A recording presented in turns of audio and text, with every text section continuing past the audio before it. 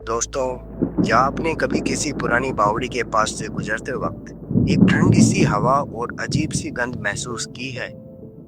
या कहीं जाकर ऐसा लगा हो जैसे आपको कोई छुप कर देख रहा हो?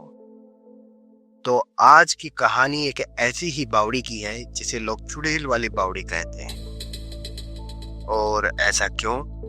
क्योंकि ये बावड़ी अब पानी की नहीं बल्कि बलि की प्यासी है।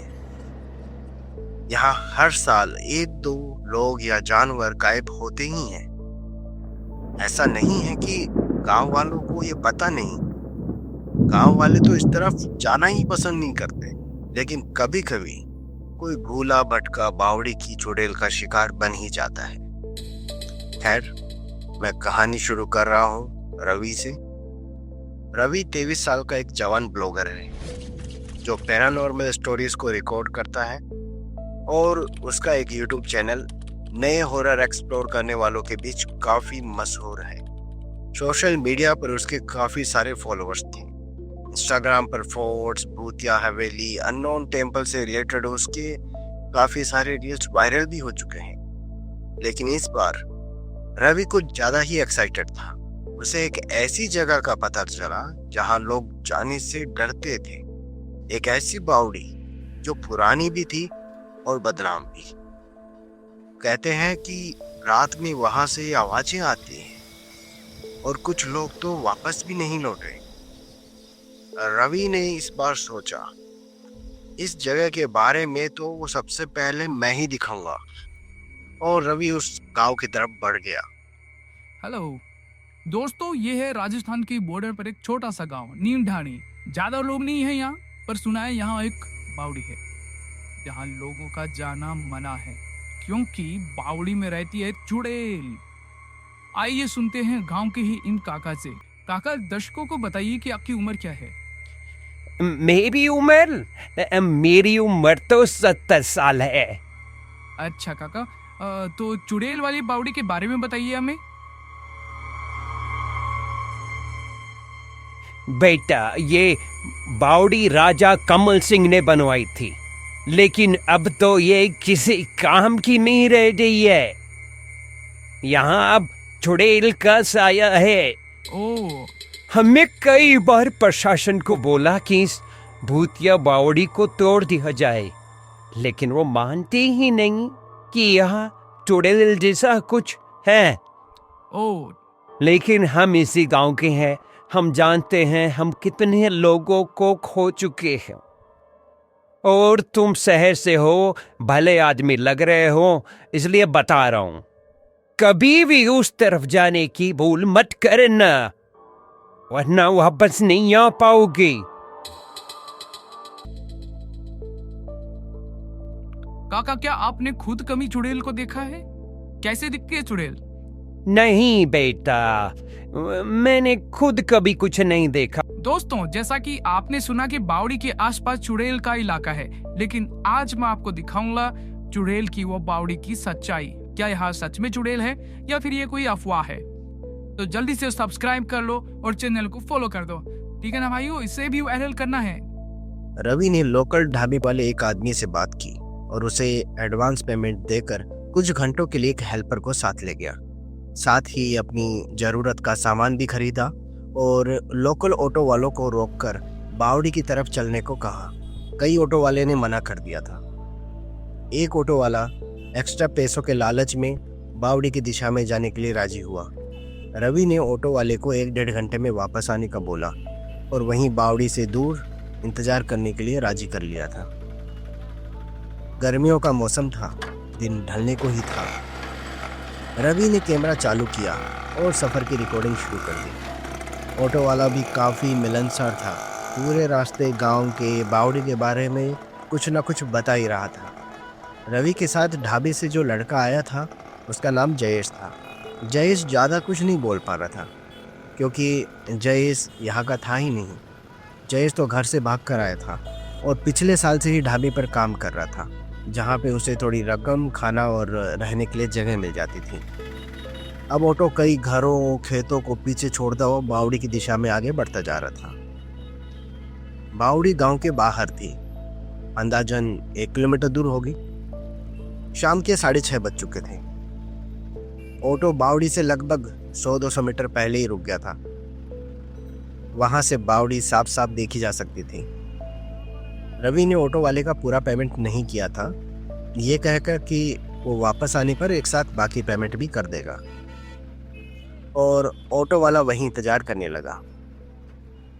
जयेश के साथ रवि बावड़ी की तरफ निकल गया था और लगभग 10 मिनट कांटे वाले घास और कहीं कहीं झाड़ियों से बचते बचाते दोनों पहुंच चुके थे बावड़ी के ठीक सामने। बावड़ी बिल्कुल उजाड़ थी, कहीं से कुछ हिस्से टूट चुके थे, लेकिन आज भी वो इमारत आजकल की नई बिल्डिंग्स के मुकाबले काफी मजबूत लग रही थी। आसपास झाड़ियां और ऊंचे ऊंचे घास उगाए थे। देखने में काफी पुरानी और डरावनी थी ये बावड़ी। पर एक अजीब बात थी, यहाँ पर कौवे को छोड़कर किसी और पंछी की आवाज ही नहीं सुनाई दे रही थी। खैर, रवि को क्या, रवि को तो अपना वीडियो रिकॉर्ड करना था, यही सब चाहिए था उसे। शाम के लगभग 7 बजने वाले थे।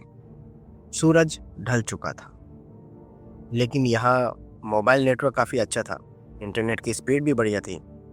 ये देख रवि ने यूट्यूब, फेसबुक और इंस्टाग्राम पर वीडियो को लाइव करने का सोचा। जयेश को बावड़ी के बाहर नीचे ही इंतजार करने के लिए बोलकर रवि बावड़ी की छत पर पहुंच गया और कैमरा ऑन किया और रिकॉर्डिंग को लाइव कर दिया। उसने बावड़ी के हर हिस्से को एक्सप्लोर करना शुरू कर दिया था। लाइव रिकॉर्डिंग में अभी 5 से 10 मिनट ही हुए थे, लेकिन व्यूअर इतने तेजी से जुड़ने लगे कि देखते ही देखते हजारों व्यूज हो चुके थे। ये देख रवि को काफी अच्छा लग रहा था। रवि की रिकॉर्डिंग बराबर चल रही थी। रवि साथ में कुछ नाश्ता वगैरह ले आया था, क्योंकि बावड़ी के आसपास खाने लायक कुछ था नहीं, और वीडियो में ये भी दिखाना चाह रहा था कि ये एक नॉर्मल जगह है, यहाँ पर वो सब कुछ कर पा रहा है, खाना भी खा के दिखाएगा, सब कुछ करेगा। रवि ने वीडियो में दिखाते हुए खाना शुरू ही किया था कि इतने में ही हवाएं तेज होने लगी और एक अजीब सी गंध सांसों में घुलने लगी, ठीक वैसी ही जैसे मांस के सड़ने पर आती है। खैर, रवि ने इसे वहम समझकर इग्नोर कर दिया, लेकिन ये गंध इतनी तेज आ रही थी कि रवि खा भी नहीं पा रहा था। अचानक आसमान में काले काले बादल छाने लगे, शायद बारिश होने वाली थी। रवि जल्दी से नीचे उतरा और जयेश को कहा कि हम जल्दी ही यहाँ से निकलेंगे, मैं बस 15-20 मिनट में नीचे का शूट कर लेता हूँ, फिर आता हूँ। ये बोलकर रवि बावड़ी में नीचे उतरकर रिकॉर्डिंग करने लगा। रवि जल्दी से जल्दी रिकॉर्डिंग करके इस जगह से निकलना चाह रहा था, लेकिन जब तक रवि नीचे आया तब तक बारिश और तेज होने लगी। बाहर जयेश ने एक बड़े पेड़ के नीचे आसरा ले लिया था, लेकिन बावड़ी में नीचे अंदर की तरफ तो बारिश का पता ही नहीं चल रहा था, काफी कम सुनाई दे रही थी आवाजें। रवि हाथ में टॉर्च लिए लगातार वीडियो लाइव किए हुए था, लेकिन रह रहकर वो अजीब सी गंध उसको परेशान कर रही थी, और नीचे वो गंध थोड़ी और बढ़ गई थी। क्या ये गंध बावड़ी के अंदर से आ रही है या बाहर से, कुछ समझ नहीं आ रहा। बादलों के छाने से अंधेरा तेजी से गहरा गया। रवि को निकलने की जल्दी थी, लेकिन साथ ही वो ये भी चाह रहा था कि वीडियो में लाइव जुड़े दर्शकों को ज़्यादा से ज़्यादा कंटेंट वो दिखा पाए। अचानक तेज बिजली कड़की और बारिश इतनी तेज होने लगी कि बारिश की वो आवाज़ अंदर तक सुनाई दे रही थी। बावड़ी में नीचे अंदर तक इतनी तेज हवा के झोंके आ रहे थे कि रवि को लगा जैसे पीछे कोई हल्का हल्का धक्का दे रहा है। ठंड बढ़ने लगी थी। रवि ने ऐसे मौसम की आशा भी नहीं करी थी, इसलिए बारिश से बचने का कोई जुगाड़ उसके पास था नहीं। खैर, रवि ने लाइव रिकॉर्डिंग बंद की और अब जल्दी से जल्दी जयेश को लेकर ऑटो से वहां से निकल जाना चाह रहा था। जब रवि ऊपर की तरफ आ रहा था तो अचानक रवि को एक आवाज़ सुनाई दी, जैसे कोई जंजीर को घसीट रहा हो। लेकिन फिर उस आवाज को अनसुना करके वो ऊपर आने लगा। बावड़ी की सीढ़ियाँ काफी बड़ी बड़ी थी, इसलिए ऊपर चढ़ते चढ़ते सांस काफी फूल सी भी गई थी। बाहर अब पूरा अंधेरा हो चुका था, तेज बारिश, अब तो बस वापस निकलना था। रवि बावड़ी के दरवाजे तक पहुंचा ही था कि अचानक उसे दूर ऑटो की आवाज सुनाई दी, जो अब धीरे धीरे कम होती जा रही थी, और वहां जयेश भी नहीं था। रवि के मानो घुटने जवाब दे गए। उसने ये सोचा नहीं था कि ऑटो और जयेश उसको इस तरीके से धोखा दे देंगे, लेकिन साथ ही में गुस्सा भी आया कि कल वो उन दोनों को देख लेगा। लेकिन पहले यहाँ से तो निकलूं, ये सोचकर रवि ने अपना बैग पॉलीथीन कवर से अच्छी तरीके से कवर किया और उस तेज बारिश में ही वहाँ से निकल पड़ा। रवि को थोड़ा दूर खेतों में एक रोशनी दिखाई दे रही थी। रवि उस दिशा में आगे बढ़ गया, इस आशा में कि वहाँ बारिश से बचाव भी हो जाएगा और हो सकता है खाने के लिए भी कुछ मिल जाए। रवि पैदल उस उजाड़ बावड़ी को छोड़कर धीरे धीरे मोबाइल की रोशनी में आगे बढ़ रहा था। रवि चल ही रहा था कि मोबाइल पर खूब सारे कमेंट्स की जैसे बाढ़ सी आ गई, लेकिन फिलहाल रवि उन कमेंट्स को पढ़ने में अपना टाइम वेस्ट नहीं करना चाह रहा था। वो जल्दी से जल्दी सोचने वाले घर में पहुंचना चाहता। रह रहकर रवि को लग रहा था कि शायद कोई पीछे है, लेकिन जब भी वो पीछे मुड़कर देखता तो वहाँ कोई नहीं मिलता। रवि को लग रहा था कि शायद वो ओवर थिंकिंग कर रहा है। रवि कुछ ही दूर चला था कि अचानक एक छोटे बच्चे के रोने की आवाज कानों में पड़ी। इतनी रात को और इस सुनसान बावड़ी के पास बच्चा? रवि थोड़ा घबराया। मोबाइल टॉर्च की रोशनी में वो अब धीरे धीरे उस आवाज की तरफ बढ़ने लगा। कुछ ही कदम आगे चलने पर उसकी रोशनी एक औरत पर पड़ी जो पेड़ के नीचे खड़ी थी, और शायद ये उसी का बच्चा रो रहा था जो उसकी गोद में था। एक लंबी सी छाया, साड़ी पहने, रवि के शरीर में एक सरसराहट हुई। रवि ने उस औरत को ऊपर से नीचे तक स्कैन किया। किसी भी एंगल से वो औरत चुड़ैल तो नहीं लग रही थी। उसके नैन नक्श एकदम साफ और सुंदर थे, और वो औरत भी काफी शांत थी, इतनी कि रवि थोड़ा कंफ्यूज हो रहा था। रवि सोच रहा था ये तो बिल्कुल नॉर्मल लग रही है, सुंदर है, या फिर कहूँ कि कुछ ज़्यादा ही सुंदर है। रवि भी उस पेड़ के नीचे रुका और थोड़ा बातचीत करने लगा। औरत ने बताया कि वो पास के ही खेत से अपनी भैंस को घर लेकर जा रही थी, और इतने में ही बारिश आ गई और बच्चे साथ थे, वे यहाँ पेड़ के नीचे रुक गए। रवि का वीडियो रिकॉर्डिंग करने का कीड़ा वापस जग गया। उसने सोचा पेड़ के नीचे तो थोड़ा बारिश से भी बचाव हो रहा है, और ये सीन काफ़ी सिनेमैटिक भी लग रहा है, और ये शॉट उसके हॉरर वीडियो के लिए काफ़ी इम्पोर्टेंट हो सकता है। तो उसने अपना नाइट मोड कैमरा ऑन किया और रिकॉर्डिंग शुरू कर दी। मौसम में एक अजीब सी गुनगुनाहट थी, हवा तेज थी, लेकिन आवाज़ें उससे भी तेज। रवि ने कैजुअल बात करना शुरू की, गांव के ही बारे में, औरत के घर के बारे में। आपके घर वाले आपकी चिंता नहीं कर रहे होंगे अभी? चिंता करने वाला कोई है ही नहीं घर पे। मतलब? आज बच्ची के पापा काम से बाहर गए हैं ना, कल सुबह आएंगे वो औरत भी थोड़ा अब खुलने लगी थी। अच्छा, ये बच्चा कितने महीने का है? बच्चा नहीं है, बच्ची है, सिर्फ 4 दिन की है। रवि थोड़ा शॉक था। 4 दिन की माँ इतना जल्दी काम करने लगी? इतनी रात को और इतनी बारिश? कुछ समझ नहीं। छोड़ो। ये सब उसके दिमाग में घूम ही रहा था कि तभी उसने एक और चीज़ नोटिस की कि वो बच्ची उसके आने के बाद रोई ही नहीं, बिल्कुल चुप थी। लेकिन इतनी अंधेरी रात में भी उसकी चमकती हुई आंखें रवि साफ साफ देख पा रहा था। रवि ने कैमरा जूम किया तो पता चला कि वो बच्ची कुछ ज्यादा ही शांत थी। जब से रवि उसको देख रहा था उसने एक बार भी पलक नहीं झपकाई। आंखें बिल्कुल ऐसी जैसे फिल्मों में किसी मुर्दे की होती है। रवि को 4 दिन वाली बात काफी अजीब लग रही थी, क्योंकि 4 दिन की बच्ची की माँ इतनी जल्दी रिकवर हो पाना काफी मुश्किल है। लेकिन गांव की महिलाएं शायद स्ट्रोंग होती होंगी, इसलिए उसने कुछ ज्यादा सोचा नहीं। खैर, ऐसे बात करते करते बारिश भी कम हो गई और उस महिला को अब घर भी जाना था।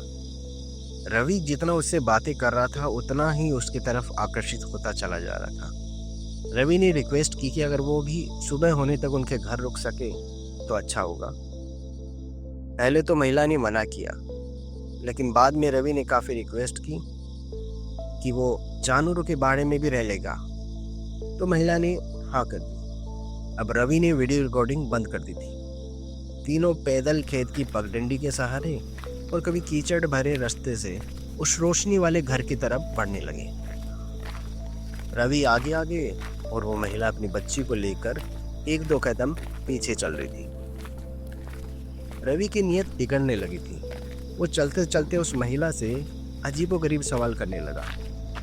पहले तो उसने गांव के बारे में पूछा था, फिर उसके पति के सफर और घर के मेंबर्स के बारे में, लेकिन अब धीरे धीरे उसके सवाल बदलने लगे थे। घर में कोई नहीं है तो डर नहीं लगता है?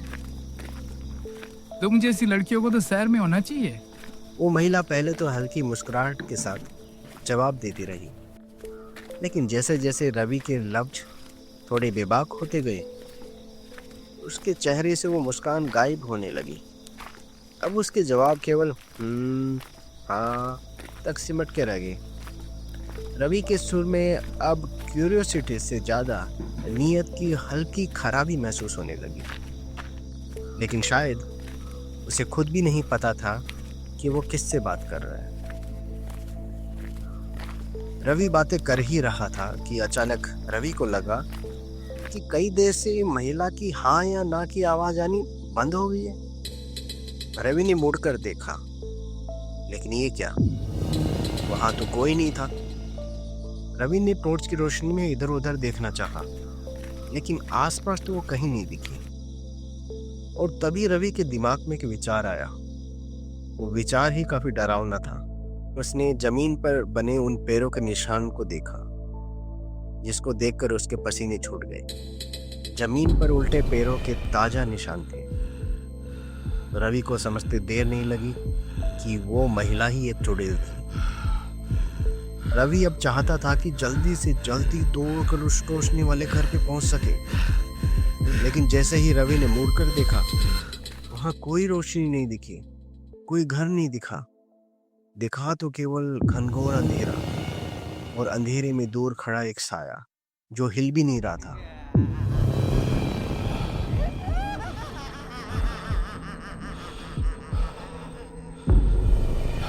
हवा में फिर से वही सड़ी हुई गंध फैलने लगी। रवि ध्यान से किसी हरकत का इंतजार कर रहा था। रवि ने भागने की कोशिश की। अचानक उसे लगा कि किसी ने पीछे से उसकी टांग पकड़ ली है। रवि ने छुटाकर भागने की कोशिश की, लेकिन पैर जमीन से चिपक गए थे। शरीर ठंडा पड़ने लगा था। रवि चिल्लाना चाह रहा था, लेकिन गले से चीख निकल ही नहीं पा रही थी। लग रहा था जैसे कोई छोटे छोटे हाथ उसके मुंह में डालकर गले को खुरच रहा है। वो साया अब धीरे धीरे करीब आता जा रहा था, और उसकी अजीब सी आवाज जिसको सुनकर रवि के दिमाग ने काम करना बंद सा कर दिया। आंखों के सामने अंधेरा छाने लगा। छटपटाते हुए हाथ पैर जवाब देने लगे थे। जल्दी ही उसका बेसुध सा शरीर लड़खड़ा कर नीचे गिर गया, और साथ ही उसका बैग भी। और अगले ही पल तेज कड़कती बिजली में एक छोटी बच्ची उसकी छाती पर चढ़ी हुई दिखी। वो काफी देर तक उसके गले को अपने दांतों से दबाए ये प्यास बुझाती रही, और कुछ देर बाद अचानक वो बिजली की तेज गड़गड़ाहट के साथ न जाने कहाँ गायब हो गए। कुछ 15-20 सेकंड के लिए रवि का शरीर वहीं पड़ा रहा। अचानक रवि के शरीर में थोड़ी हरकत दिखी। वो अजीब तरीके से अपने शरीर को मोड़ते हुए अपने पैरों पर खड़ा हो चुका था। वो बावड़ी की तरफ अपना पीठ किए हुए था, लेकिन अब उसका मुंह धीरे धीरे पीछे बावड़ी की तरफ घूमने लगा, जैसे कोई जबरदस्ती उसकी गर्दन को बावड़ी की तरफ मरोड़ रहा है। अगर किसी नॉर्मल आदमी की गर्दन को इतना मोड़ा जाए तो शायद वो टूट ही जाए, और गर्दन पूरी तरीके से घूम चुकी थी। और किसी ज़ॉम्बी की तरह रवि के कदम अपने शरीर का वजन ढोते हुए उस बावड़ी की तरफ आगे बढ़ने लगे। धीरे धीरे बावड़ी करीब आती जा रही थी और कुछ देर बाद रवि का वो ज़ॉम्बी शरीर बावड़ी की गेट तक पहुंचा और वहीं गिर गया। और फिर थोड़ी देर तक जंजीर के घसीटने की वो आवाज़ और हर सीढ़ी पर धम से गिरते शरीर की आवाज़ आती रही।